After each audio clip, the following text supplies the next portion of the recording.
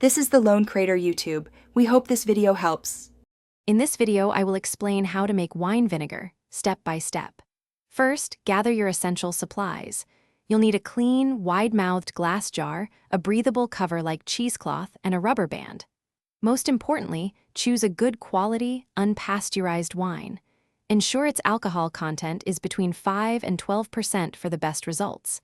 This initial preparation is crucial for a successful batch. Next, you'll need to introduce a mother of vinegar to your wine. This fascinating culture is a cellulose-based film that contains the beneficial acetic acid bacteria. These tiny organisms are what transform the alcohol into acetic acid, creating your vinegar. You can often get a mother from a friend who makes vinegar or easily purchase one online. It's the heart of your new batch. Now, carefully pour your chosen wine and the mother into your clean glass jar. Securely cover the jar with cheesecloth or a coffee filter, using a rubber band. This allows essential airflow while keeping out unwanted pests.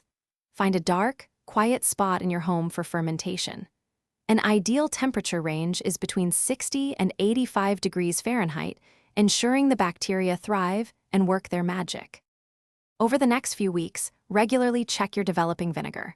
You'll notice a gradual change in aroma and taste as it becomes more acidic. The fermentation process usually takes anywhere from 2 weeks to 2 months, depending on conditions. Once your vinegar reaches your desired level of tanginess, it's ready.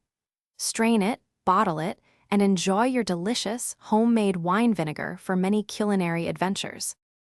Thanks for watching. Consider subscribing if we helped you.